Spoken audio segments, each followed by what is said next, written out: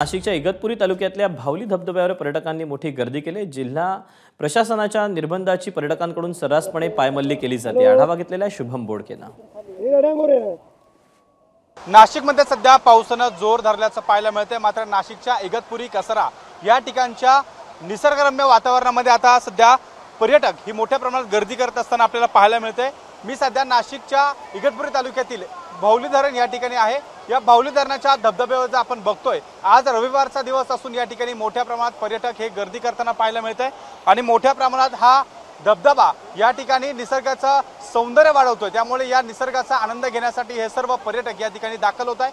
मात्र नाशिक जिल्ह्यामध्ये ग्रामीण पोलीस अधीक्षक यांच्या माध्यमातून आणि प्रशासनाच्या माध्यमातून या ठिकाणी निर्बंध देखील इथे लावण्यात आले। मात्र या ठिकाणी कोणतेही पोलीस प्रशासन किंवा इतर प्रशासनाचे कोणतेही या ठिकाणी पथक जे नेमण्यात येणार होते ते या ठिकाणी आपल्याला पाहायला मिळत नाहीये।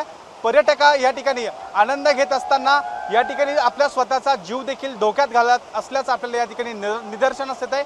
मात्र या ठिकाणी असलेले पर्यटक आपण जर बघतोय, अगदी धबधब्याच्या जवळ जाऊन या ठिकाणी हुल्लडबाजी करताना देखील पाहायला मिळत आहे। प्रशासनानं नाशिक जिल्ह्यामध्ये फक्त जे आहे ते निर्बंध लावले असले तरी देखील ज्या ठिकाणी या पर्यटन स्थळावर कोणतेही पोलीस तैनात न केल्यामुळे या ठिकाणी जे पर्यटकांची मोठी गर्दी वाढते आणि होणाऱ्या अघटित घटना रोखण्यासाठी आता प्रशासनाच्या माध्यमातून नेमका काय उपाययोजना केल्या जातील हे बघणं देखील आता महत्त्वाचं असणार आहे।